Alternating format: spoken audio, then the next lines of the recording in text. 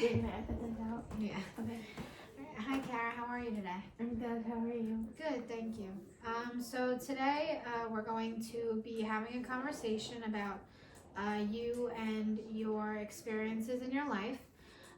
This will include information about your family, school, work, if you have a job, hobbies, um, and friendships, as well as any relationships that you may currently be in or have had previously to now. We will talk about those basic areas and also things that you do for you, things that you do for fun, and what you consider to be positive. We will discuss your past, where you are now, and even future goals that you may want to set for yourself. So we're doing this because you are helping me with improving my communication skills, because I will have to gather information from people whom I work with in the future as a practitioner.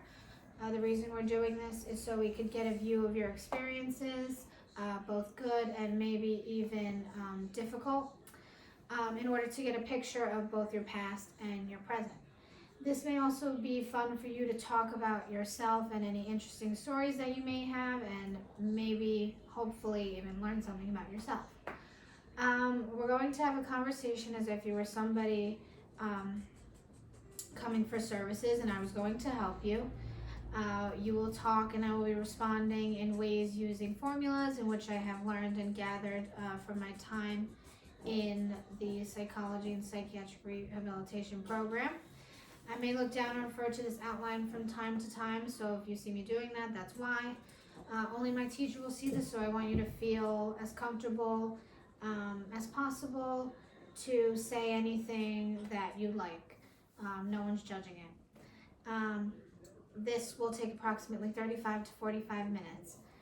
Do you have any questions before we begin? No. Okay, so why don't you start by please telling me a bit about yourself and your background. My name is Kara. I am currently 17. I turned 18 in less than a month. I'm a senior in high school. I'm looking to continue my studies by going to college. I live with my mom, who is 49 and is a math teacher in the South Bronx. My sister, who is 22 and is at school for nursing, and we're very close. I also live with my grandmother, who is 73, and we're not as close. And I also live with my 5 dogs. Sorry, she's very excited today. So you're saying that you are currently 17, about to turn 18, a senior in high school, and you live with your mom, grandma, sister, and 5 dogs, and you're very close with your sister and your mom. Mm-hmm. I used to live with my dad, but he passed away 2.5 years ago. I'm sorry about that. So when he died, he was 48, and now he'd be 51. So you're saying that along with the other people you live with, you also lived with your dad before he passed away 2 years ago? Yeah, me and my dad were really close. All of us were really close. My mom, my dad, and my sister, myself. We did a lot of things together. We're all very close, but me and my dad, I guess had like a separate bond in a way.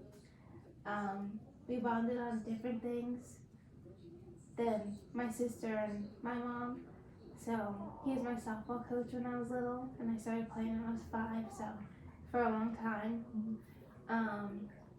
We also bonded over music, and he showed me, and my mom too, they both showed me the music that I like now, and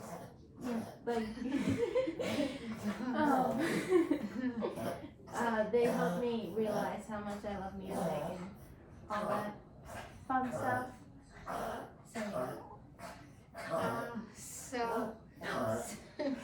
She's over there. So you're saying that you and close, Mm. and he taught you a lot about the stuff that you love now. Yeah. Also too, we some days it's a little harder than others.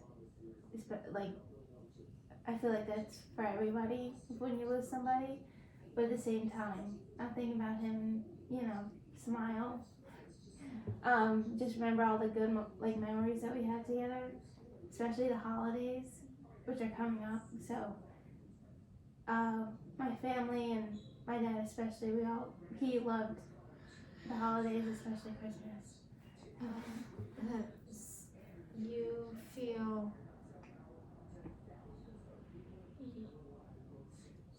you feel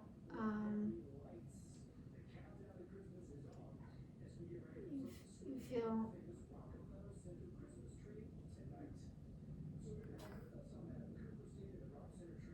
actually, so you're saying that I'm gonna switch it. So you're saying that you and so you're saying that you have moments where you think about, so you're saying some days, so you're saying since you lost your dad, some days have been easier, Mm-hmm. whereas others have been harder, Mm-hmm. and the holidays emphasize that idea more for you. Yeah. It still feels like he is gonna open gifts with us and decorate and just be there Christmas morning. So it's a little difficult not having him here because he loves this time of year. So yeah, it's a little hard. You feel sad. Mm-hmm. Um, um, so before you mentioned that you are looking to continue your studies in college, tell me a little bit more about that.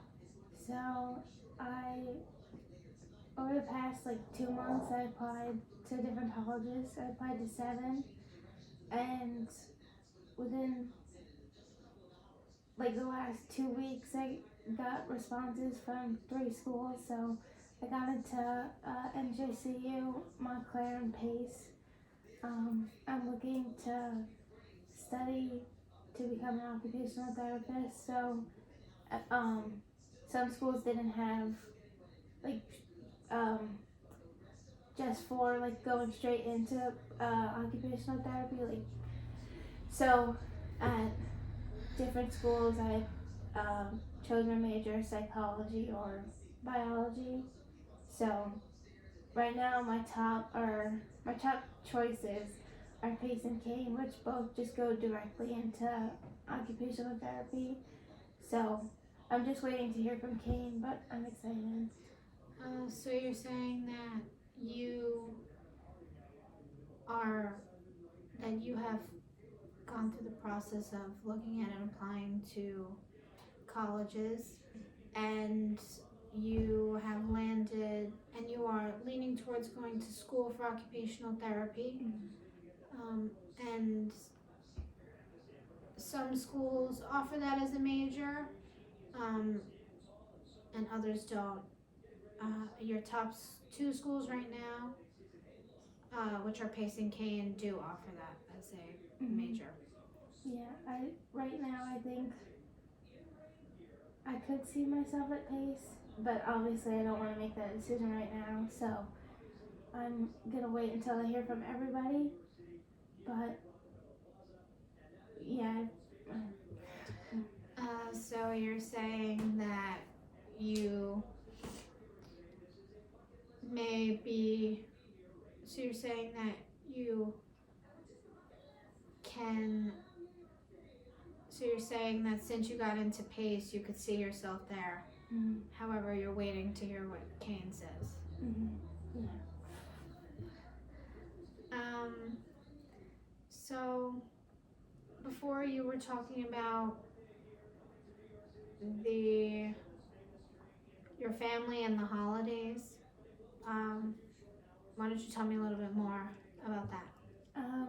So I would say that the holidays are a big deal for my family. We all love getting together. Um, yeah, so for Christmas especially, I feel like that's like the biggest holiday for us. So, um, over the years, we've been going to my aunt and uncle's house for Christmas Eve, but we haven't been able to since COVID and everything. So we did that. We got together outside for like maybe 20 minutes and exchanged gifts and like talked for a little bit. But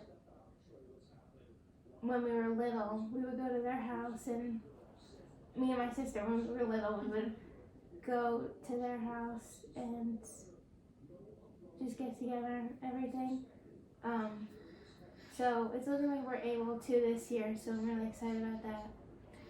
So you're saying that that the holidays are a special time of year for your family, and usually your family will go and spend the evening of Christmas Eve at your aunt and uncle's house. However, in recent years, because of COVID, that hasn't been possible. But this year, it's looking like it will be. Yeah, I'm excited about that.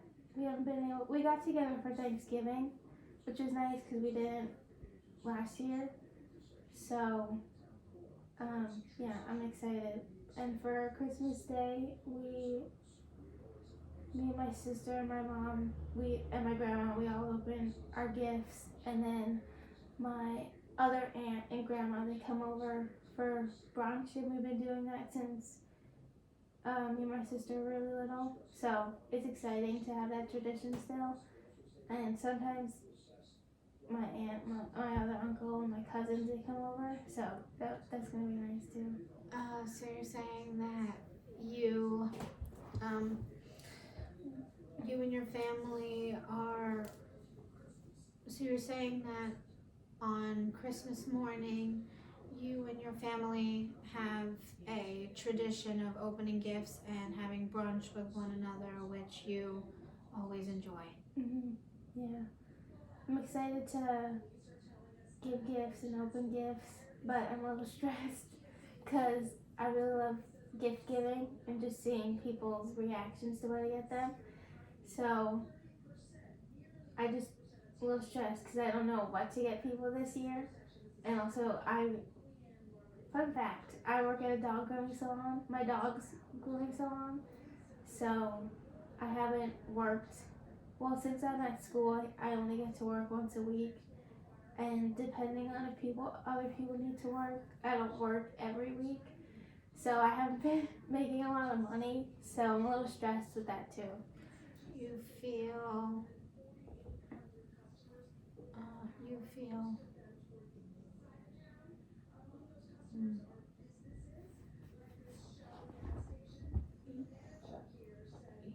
You feel frazzled. Yeah. Hopefully I get to work soon so I can make at least something so I can get some nice gifts for everybody. So yeah.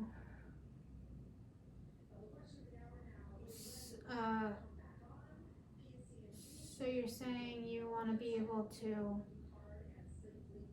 work so that way you or not, so that way you can get people Christmas gifts. Yeah. I like working, and sometimes it can be a little stressful around the holidays, and which sometimes you don't really look forward to, because just being around the dogs and everything, it becomes even more stressful, and some coworkers could be a little uptight, so that's, yeah, I don't know, that annoys me too. You feel agitated. Yeah, I like working on holidays because it's good for money and just saving up for other things. But I'm not looking forward to having to deal with my boss who could become a little crazy during the holidays and just very, I don't know, just she's, I don't know, very particular. So yeah, I'm not. Yeah, I don't know. I'm just not looking forward to that aspect of it. You feel worried because your boss could be a little. You feel worried because your boss could be a little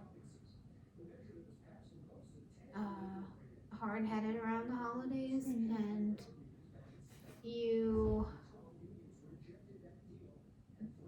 don't want any issues to arise within the coming month. Yeah. I don't like when my boss gets mad because then that ruins my day and I just want to go home. But hopefully it's a little better this year. You feel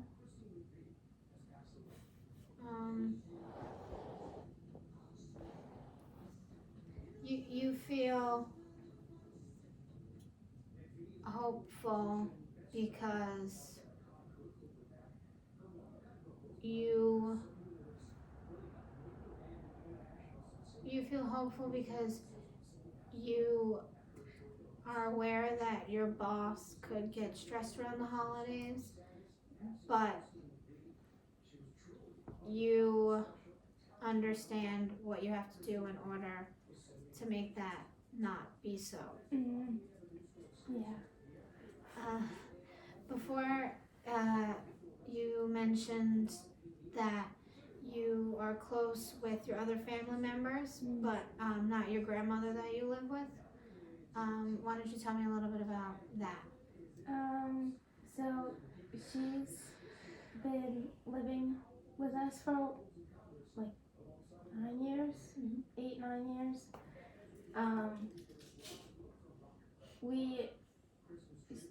It's a little difficult talking to her. Just we haven't really connected. Like even when me and my sister were little, we saw her, but not as much as you should. And like we talked to my grandma and my grandpa like not a lot. So I mean, it sucks that we're not close because I'm close to my dad's mom, my other grandma. So like I see one aspect of like what a grandmother should look like, and then like the total opposite. But I mean, I could try harder to talk to her and like create a relationship, but at the same time, I feel like it's too late. I don't know, it's just weird.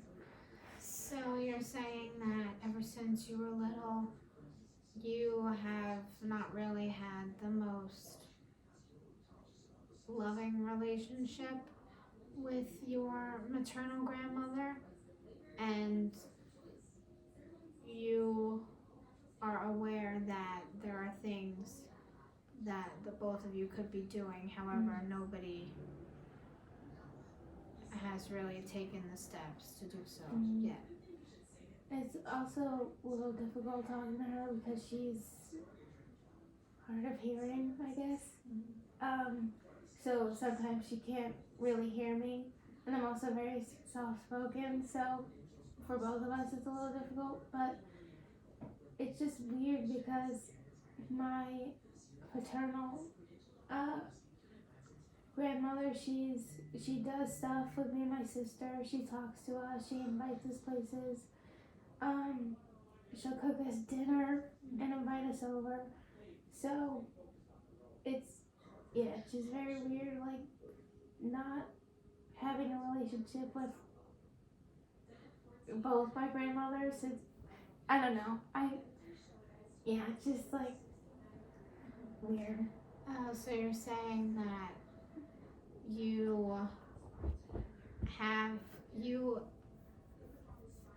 you're saying that you have that traditional grandmother-granddaughter relationship with your paternal grandmother, who you are a lot closer to. However, with your maternal grandmother, it's the complete opposite, and her being hard of hearing and you being soft spoken makes it that much harder to communicate. Also, too, I feel like it's hard to start up a conversation with her because I don't really know like a lot about her, and I feel like that's been that way my whole life. So just to start talking to her, like I wouldn't know what to say or like what to do, because I don't know, I can't find like that one thing that we bond over. You feel unsure. Yeah, it's difficult. It would be nice to have a relationship with her, but at the same time, I just don't know how to start that, and just, yeah. You feel lost. Yeah. So before you mentioned that you and your dad bonded over things like music and softball. Tell me a little bit more about that. So I started playing softball when I was in first grade, so like 5 or 6, and I played up until sophomore year of high school. So my dad was my coach for like a lot of it, and if he wasn't coaching, he was always at my games. But so I just grew up around like that softball environment. So when I was little, I was on a league called the Suffragettes or something like that. Not something like that. That's what it was called. Yeah. So it was. They each had like different age groups. So when I first started playing, obviously I was at the bottom, where all the like little kids played. So he was my coach for that. Or yeah, right? Yeah, he was. So he was my coach for that team, and then he coached my sister for a while too, and then I played with Union for until like 5th grade, 6th grade, and then we moved to Kenilworth, so I obviously moved softball leagues. So I played for Kenilworth Rec, and he was my coach for the first year. So it was nice having my dad as the coach, but also at the same time, he didn't treat me like the other girls. Like, he didn't treat me like I was his daughter. Like, he didn't favor me, which was nice because that helped me realize, like, that doesn't get you very far. So, but it was nice having him there and, like, cheering me on from, like, being a coach. And then, him at my games, it was fun too because he was like my number one supporter. Well, my mom and my sister too, but it was nice having him there because that's what we bonded over, like one of the biggest things. But and then high school, I did the tryouts for varsity, and that's when the world started shutting down. So I had like maybe like 7 practices, and then everything was closed. So I didn't have a freshman softball. I didn't have that year of softball, so I didn't play at all. And then sophomore year, we were able to play, but we had to wear masks and do a bunch of different things. So I tried out for that, and then I realized that I didn't like it anymore. So I, instead of not doing anything, I became the manager. So I'd go to the game still and just do the book. And then junior year I did the same thing, and then this year I'm gonna do the same thing. So I'm still involved, but just not playing. So you're saying that you played softball for about 10, 11 years before you decided to just watch the game and be the manager. Mm-hmm. And you learned all that you were able to about softball through your dad and him being your coach, which led you to be able to really bond with him and real and which led you to be able to really bond with him and create lasting memories with one another. Yeah, having softball was nice. Was nicer when I had my dad, because I don't know. I think it's just nice having all of your family cheering you on. So, but I think when he passed, I realized like it wasn't as fun anymore. So I didn't like it. So I didn't want to put myself through that. So that, but I still wanted to be involved. So yeah. So you're saying that once he passed, you realized that it became harder to play. However, that it became so you're saying that once your dad passed, it became harder to play. However, you didn't want to give up the sport completely because you love it. So now you switched to managing your high school team instead. So on top of bonding with your dad over softball, you also mentioned music being a big part of your relationship, and not just him, but your mom and your sister as well. Tell me a little bit more about that. So I really love music. We all do. So when I was little, well, before that, my parents, when we were little, they would play their music, the oldies, and my sister and I, we didn't like it then. We thought it wasn't good music, which was completely false.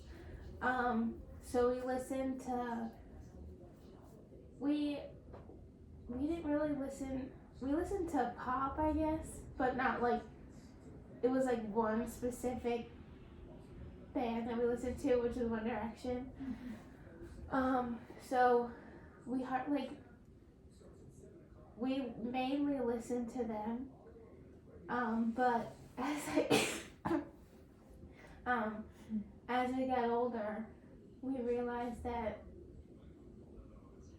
well, I realized that I love older music, and if it weren't for my parents, I probably wouldn't have ventured out and listened to older music. Because my parents, I really love like Fleetwood Mac, I love Queen, a bunch of those older bands and old stuff like that. But one person in music that stayed constant since I was little is Harry Styles.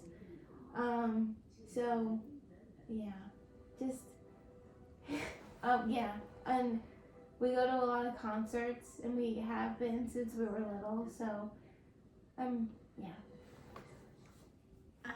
So you're saying that a big part of your relationship with your family has been created through your love of music, and when you were little, your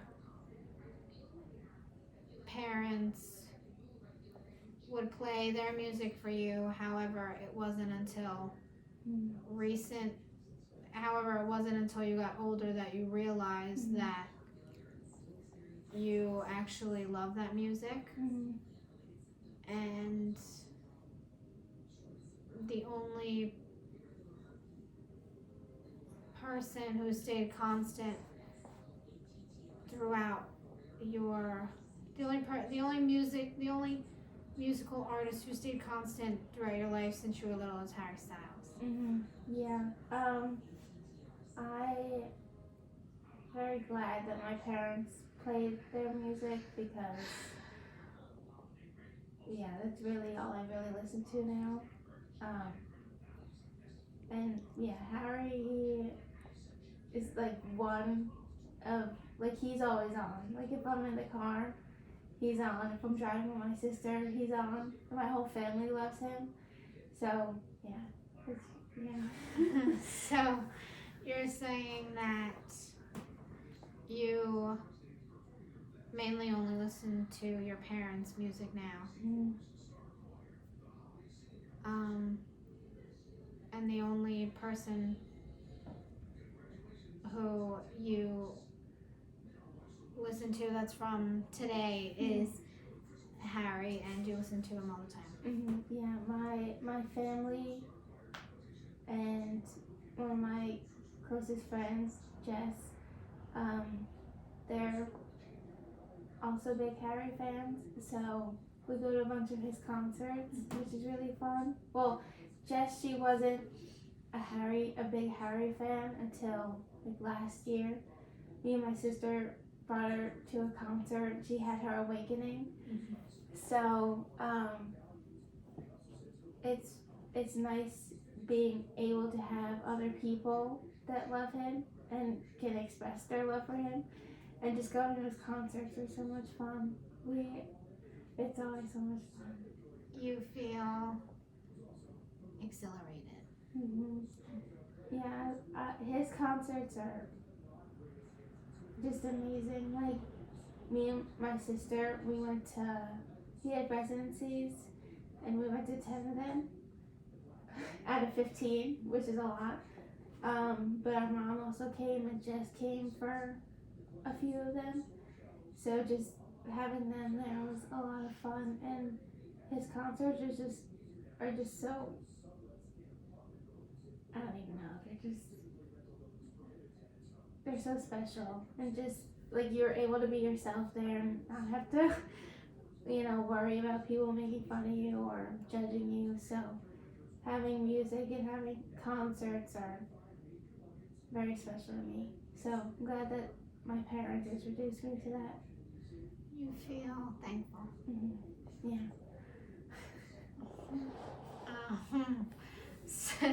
So before you mentioned that you are finishing up high school, you're in your senior year. Tell me a little bit more about that experience.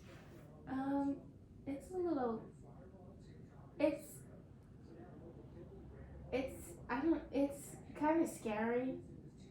I mean, it's scary, but it's also just really crazy that I'm, a senior. Like it feels like I was just like in preschool like 2 days ago. So it's just really weird that I'm already a senior. Like it just flew by so fast.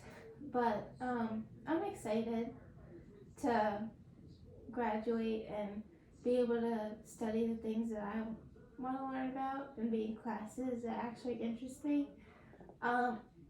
But it's scary just moving on from like having the same classes every day to going to this big college and not knowing anybody and kind of figuring it all out on your own. So I'm excited yet nervous, but yeah, I guess it's just excited. So you're saying that you are excited to be entering this new chapter of your life. However, you are a little nervous about however, you are a little nervous about leaving high school and pursuing your college studies. As for like school right now, it's been pretty easy. Like I feel compared to last year, it's like I get like no work, no homework. So I mean that's good. I like my classes. I like my teachers. They're all very kind and welcoming. So I like the classes I'm in. I like my teachers. I like not having a crazy workload because last year was just a lot to handle. But yeah, as for right now, I like school and I don't have any problems. So you're saying that you are having a particularly easy senior year and you like that is the case. Yeah, it's very relaxing and stress free. So I'm happy about that. You feel content. Yeah.